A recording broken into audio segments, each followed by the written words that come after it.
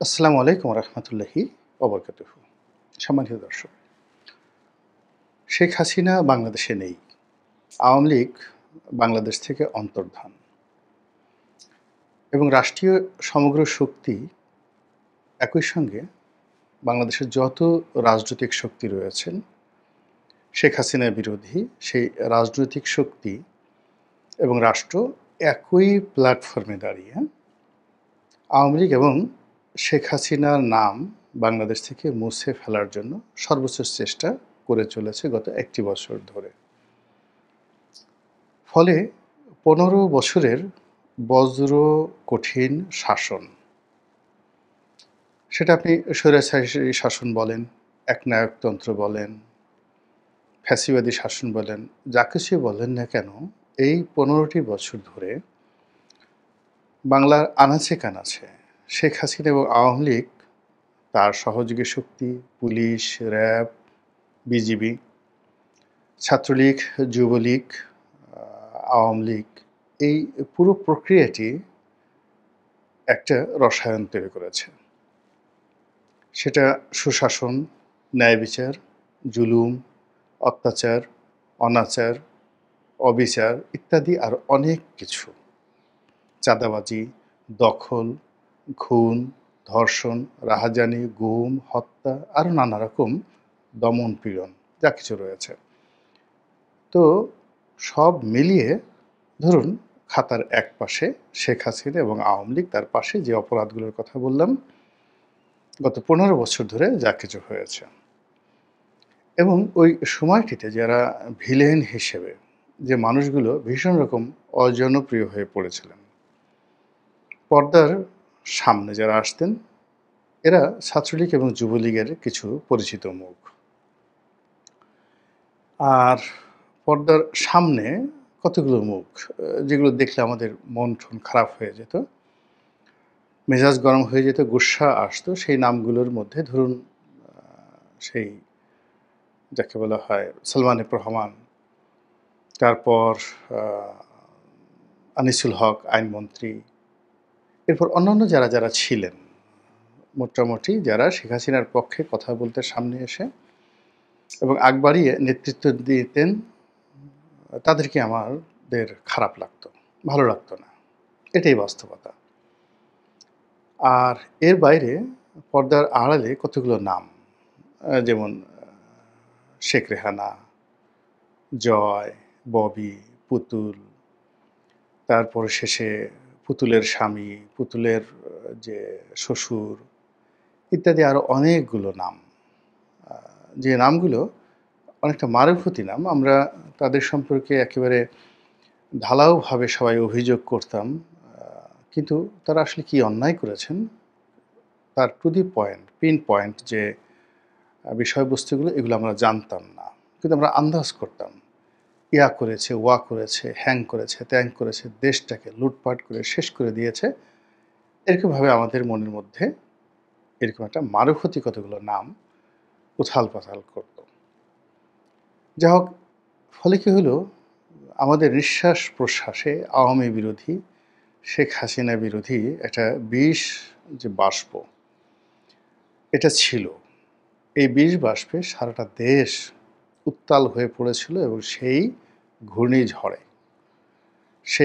ঘূর্ণিঝড়ে একটা অভ্যুত্থান হয়, অপূর্ব অভ্যুত্থান, যেটি বাংলাদেশে ইতিপূর্বে কখনো হয়নি। কেউ বলছেন এটাকে সামরিক অভ্যুত্থান, কেউ বলছেন গণ অভ্যুত্থান, কেউ বলছেন বিপ্লব। কিন্তু বিষয় হলো যে আপনি যদি সামগ্রিকভাবে ধরেন, এটা সব কিছুই হয়েছে। এখানে সেনাবাহিনী যখন বলল যে আমরা গুলি করব না, সরকারের কোনো অর্ডার আমরা মান্য করব না যেটা জনগণের বিরুদ্ধে যায় বা আন্দোলনরত ছাত্রদের বিরুদ্ধে যায়, এরকম বাংলাদেশে কখনো ঘটেনি, কোনো অবস্থাতেই ঘটেনি। জেনারেল নুরুদ্দিন খান একবার তিনি হিরো হয়ে গিয়েছিলেন, মূলত এরশাদ সাহেব তাকে ক্ষমতা হস্তান্তর করার জন্য বা তার নিকট ক্ষমতা হস্তান্তর করতে তিনি প্রস্তাব দিয়েছিলেন এবং তিনি সেটা গ্রহণ করেননি। কিন্তু এরশাদ ঠিক ওই সামরিক বাহিনী, পুলিশ বাহিনীকে ব্যবহার করে আমাদের জুলাই আগস্ট বিপ্লবে ২০২৪ সনে যে নির্মমতা এবং নৃশংসতা হয়েছে ওই পর্যায়ে যায়নি। তো এনিওয়ে, তো সেই যে জুলাই আগস্ট বিপ্লব হলো, সেই বিপ্লবের আগে জনগণের বিপ্লব, ছাত্রদের বিপ্লব, রাজনৈতিক দলগুলো সবাই কিন্তু মাঠে নেমে গিয়েছিল এবং শেখ হাসিনার পক্ষে একটি রাজনৈতিক দল ছিল না রাজপথে। এমনকি শেষমেশ সেই যে জাতীয় পার্টি, তারাও একেবারে শেষের দিকে এসে সরকারের বিরুদ্ধে ভুল পাল্টে ফেলেছিল।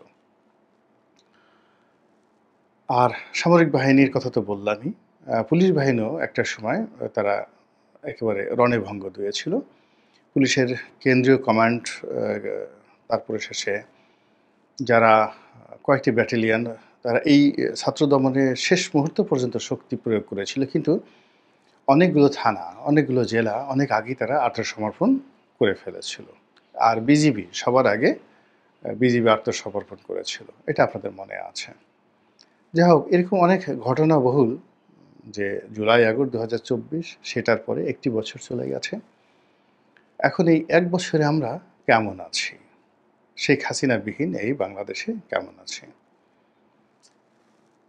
এটা যদি আপনি সত্যিকার অর্থে মূল্যায়ন করতে বলেন, নিরপেক্ষভাবে মূল্যায়ন করতে পারেন, তাহলে আমাদের প্রথম প্রাপ্তি সেটা হলো আমাদের শেখ হাসিনা নেই বাংলাদেশে, যাকে আমরা বাংলাদেশ থেকে তাড়াতে চেয়েছিলাম। তিনি চলে গেছেন, বা তাকে তাড়িয়ে দেওয়া হয়েছে, বা তিনি পালিয়ে গেছেন, হোয়াট এভার মেবি। দ্বিতীয় প্রাপ্তি হলো আওয়ামী লীগ নেই। ফলে আমাদের আওয়ামী লীগ এবং শেখ হাসিনাকে নিয়ে যে অ্যালার্জি ছিল, এবং এই অ্যালার্জিজনিত রোগে আমরা যে ভুগতাম, আমাদের চোখের যন্ত্রণা হতো, নাকের যন্ত্রণা হতো, সারা মুখে শরীরে চুলকানি হতো, সেই চুলকানিগুলো এখন আর নেই। এটা হলো বড় প্রাপ্তি। দ্বিতীয় প্রাপ্তি হলো যে আমরা অনেকগুলো মানুষকে স্বপ্নের নাগর বানিয়েছিলাম, যে এই মানুষগুলো দুনিয়ার সবচেয়ে সেরা মানুষ, এই মানুষগুলো বাংলাদেশের শ্রেষ্ঠতম মানুষ, এদের জ্ঞান, গরিমা, পাণ্ডিত্য আওয়ামী লীগের মতো নয়। তারা আওয়ামী লীগের শিষ্য হওয়ার বাসনা কখনো করেননি। তারা বিশ্ব মানব হওয়ার, বিশ্ব শিক্ষক হওয়ার চেষ্টা করেছেন। এরকম অন্তত যারা এই সরকারে আছেন তাদের সবার সম্পর্কে আমাদের একটা ভালো ধারণা ছিল, এবং আমরা সেই মানুষগুলোকে আমরা রাষ্ট্র ক্ষমতায় বসিয়েছি, তারা বসেছেন। আমরা তাদেরকে ক্ষমতা দিয়েছি, অথবা তারা আমাদের প্রতি ক্ষমতা প্রয়োগ করেছেন। It does not matter. Matter হলো আপনার প্রিয়তম শিশু সন্তান, সে যখন আপনার মলমূত্র ত্যাগ করে, ওটা আপনার কাছে খারাপ লাগে না। আবার সে যখন আপনাকে একটা খামচি দেয়, ওলে ওলে বাবা, ওলে ওলে মা, এরকম কথাবার্তা বলে, তার ছোট গুদগুদে দুটো পা দিয়ে, হাত দিয়ে আপনাকে খামচি দেয়, আপনার চুল টেনে ধরে, তার মুখে দাঁত ওঠেনি, তো সেটা দিয়ে আপনাকে এক দফা একটু কামড় দিয়ে দিল আপনার হাতে, বা তার দুটো দাঁত উঠেছে, আপনি একটু মশকরা করার জন্য সেই শিশুর মুখের মধ্যে হাত পুরে দিলেন, ও একটা কামড় বসিয়ে দিল। এমনকি মায়ের যে স্তন্য, সেখানেও সে একটা কামড় বসিয়ে দিল সজোরে। কিন্তু এটা নিয়ে আমরা দুঃখিত হই না, কষ্ট পাই না, বরং আহ্লাদিত হই। তদ্রূপ একেবারে ২০২৪ সনের পুরোটা সময় ধরে আমরা এই বর্তমানে যারা শাসন কার্য চালিয়েছেন, তাদের যত কর্ম আছে, সব কর্ম আমরা, যাকে বলা হয়, অনুমোদন দিয়েছি। সব কর্ম আমাদেরকে আনন্দ দিয়েছে, এবং সব কর্ম আমাদেরকে নানাভাবে অনুপ্রাণিত করেছে, আমাদের ধৈর্য ক্ষমতা বাড়িয়ে দিয়েছে, সহ্য ক্ষমতা বাড়িয়ে দিয়েছে। এবং আমরা সবসময় বলেছি, নিজেরা বলেছি, দেখি তারা কি করে, এবং নতুন তারা এসছে, তাদের ভুলভ্রান্তি হবে। সাবেক ফ্যাসিবাদী সরকার যে সকল ভুলভ্রান্তি করে গেছেন, যে সকল ক্ষত তৈরি করে গেছেন, সেগুলো পূর্ণ করতে তো একটা সময় তাদেরকে দিতে হবে। এবং এভাবে আমাদের ২০২৪ সন চলে গেল, ২৫ সন এলো, এবং এই ২৫ সনেরও প্রথম ৪টি মাস আমাদের দ্বিতীয় স্তর গেল। আমরা একটু একটু করে আত্মস্থ হওয়ার চেষ্টা করলাম। আমাদের নিঃশ্বাস লম্বা হতে শুরু করলো, আমাদের দীর্ঘশ্বাস বের হতে শুরু করলো, আমাদের স্মৃতির জানালা খুলতে আরম্ভ করলো ২০২৫ সনের জানুয়ারি থেকে এপ্রিল পর্যন্ত। তো আমরা সেই স্মৃতির জানালা খুলে আমরা দেখলাম যে ১৫ বছরে লুটপাট, ১৫ বছরের চাঁদাবাজি, ১৫ বছরের ব্যাংক লুট, ১৫ বছরের শেয়ার মার্কেট লুট, অর্থনৈতিক বিপর্যয়, গায়েবী মামলা, হামলা, সব কিছু আমরা স্মরণ করতে শুরু করলাম।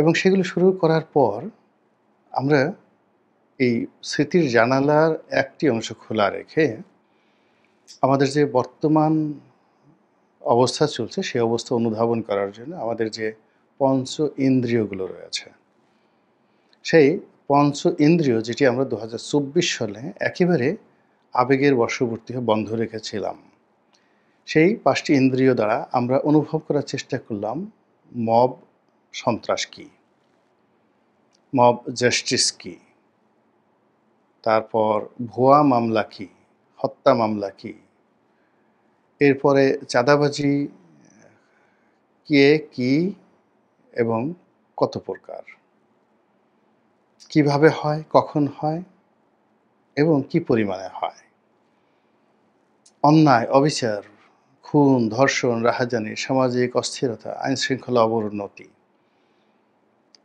এই পুরো বিষয়গুলো নিয়ে ৪টি মাস আমাদের যে অ্যান্টেনাগুলো রয়েছে, অনুভূতিগুলো রয়েছে, সেগুলো আমরা শুধু জাগরিত করলাম আর স্মৃতির জানালার ওইগুলোর সঙ্গে আমরা মেলানোর চেষ্টা করলাম।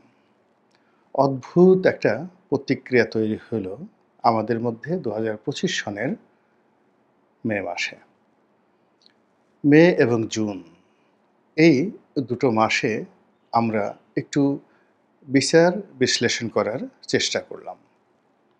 আমরা দেখলাম যে অনেক সর্বনাশ হয়ে গেছে। হায় আল্লাহ, এখন কি হবে? আমাদের অনেকের পেটে টান পড়েছে, অনেকের বস্ত্র, মানে পেটে টান মানে অন্যের যে সংস্থান, এখানে সমস্যা দেখা দিয়েছে।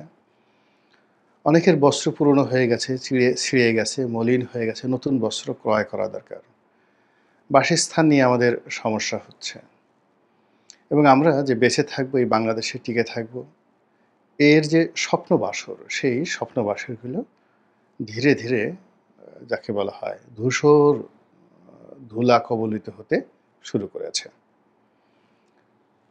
এবং আমাদের যে দীর্ঘ নিঃশ্বাস বা দীর্ঘশ্বাস, যেটা আমরা প্রথম ৪ মাসে ছাড়ছিলাম, সেই দীর্ঘশ্বাস এখন ক্ষুব্ধ প্রতিক্রিয়াতে, ক্ষুব্ধ হুঙ্কারে, অবিশ্বাসে এবং আমাদের রাগ এবং ক্রোধে, এটি মানে এপ্রিল এবং মে এই দুটো মাসে আমাদের শরীর থেকে, মন থেকে, আমাদের চোখ থেকে, নাক থেকে এগুলো বের হওয়া শুরু করলো। আমরা এই যে আমাদের স্বপ্নের সেরা মানুষগুলো, সেই মানুষগুলো থেকে আমাদের যে দিব্য দৃষ্টি, সেই দিব্য দৃষ্টির মধ্যে আমরা বাস্তবতা আনলাম এবং আমরা অনেক কিছু দেখতে আরম্ভ করলাম, অনুভব করতে আরম্ভ করলাম এবং যারা এখন শাসন কার্য পরিচালনা করছে তাদের গন্তব্য কোথায় এটা আমরা বুঝতে পারলাম না। ফলে কি হলো, জুন জুলাই অর্থাৎ এপ্রিল মে গেল, মে জুন গেল, জুলাই মাসে এসে একেবারে পুরো বাংলাদেশ ঠিক ২০২৪ সনের জুলাইয়ের মতো করে এরকম একটা অগ্নিগর্ভর মতো অবস্থা তৈরি হয়ে গেল। সুনামির পূর্বে বা যে কোনো একটা ঘটনা ঘটার পূর্বে, বৃষ্টি হওয়ার পূর্বে, ঝড় আসার পূর্বে প্রকৃতি যেভাবে গম্ভীর হয়ে যায়, আমাদের মন সেভাবে গম্ভীর হয়ে গেল। আতঙ্ক, সংশয়, ভয়, দ্বিধা, নানা রকম গুজবে আমাদের শরীর মন অবশ হতে থাকলো। এভাবেই জুলাই মাসে আমরা নানা কথা শুনতে পেলাম। এটা হবে, ওটা হবে, আওয়ামী লীগ ফিরে আসবে, শেখ হাসিনা ফিরে আসবে, আবার একটা বিপ্লব হবে, আবার একটা 1/11 হবে, নানা রকম যাকে বলা হয় ২০২৫ সনের যে জুলাই, এই জুলাই আমাদেরকে অস্থির করে রেখেছে। একটি মানুষ আমরা কেউ যার যার অবস্থানে থেকে সুখী হতে পারিনি, একটি মানুষ আমরা যার যার অবস্থানে থেকে নিজেকে প্রবোধ দিতে পারিনি, অন্যকেও প্রবোধ দিতে পারিনি। এরপরে আগস্ট মাস এলো। আজকে যে ভিডিওটি করছি আগস্ট মাসের ১ তারিখে। কী হচ্ছে এই বাংলায়, আপনারা বুঝতে পারছেন। আপনারা বুঝতে পারছেন গণতন্ত্র এখন কোন পথে যাচ্ছে? নির্বাচন যে স্বপ্ন, গণতন্ত্রের যে স্বপ্ন, সেই স্বপ্ন এখন কোন পর্যায়ে আছে? শেখ হাসিনা এবং আওয়ামী লীগের প্রতি যে ঘৃণা এবং ক্রোধ, এটা এখন কোন পর্যায়ে আছে? এবং ডক্টর মোহাম্মদ ইউনূস এবং তার যারা সঙ্গী সাথী রয়েছেন, তাদের প্রতি প্রেম এবং ভালোবাসা, বিশ্বাস এবং আস্থা কোন পর্যায়ে রয়েছে? আপনি এবং আমি এখন আমাদের মধ্যে কারোর ভিতরে কোনো আবেগ নেই। আমরা পুরোটাই একটা বাস্তবতার যে কঠিন বাস্তবতার যে আবহ বা পরিবেশ পরিস্থিতি, এখানে আমরা প্রবেশ করে ফেলেছি। The Real life, the reality of life, এই দুটো জিনিস আমরা এখন বুঝতে পেরেছি। ফলে আপনি সহজেই এই যে যেটা শিরোনামে বলতে পারেন, মাননীয় স্পিকার, মানে আমরা সংসদে যখন এমপি ছিলাম, আমরা যেকোনো কথায় স্পিকারকে সম্বোধন করে বললাম। এখানে যদি আপনি স্পিকার মানে হাউজের যিনি প্রধান ব্যক্তি, পরিবারের যিনি প্রধান ব্যক্তি, তিনি কথা বলবেন, তাকে স্পিকার হিসেবে আমরা ধরে নেই। এখন এই সমাজ, এই রাষ্ট্রেও তো একজন স্পিকার আছে। তো এখন সেই স্পিকারকে লক্ষ্য করে যদি আপনাকে বলা হয় যে, আপনি কিছু বলেন, মাননীয় স্পিকারকে উদ্দেশ্য করে আপনি ২ খানা কথা বলেন। তো সেই ২ খানা কি বলবেন? যে শেখ হাসিনার বদনাম বলবেন? না মাননীয় স্পিকার আ তার প্রশংসা করবেন? এই বিষয়গুলো আপনি সিদ্ধান্ত নিন। মহান আল্লাহ আমাদের সবাইকে হেদায়েত দান করুন এবং হেফাজত করুন। আসসালামু আলাইকুম ওয়া রাহমাতুল্লাহি ওয়া বারাকাতুহু।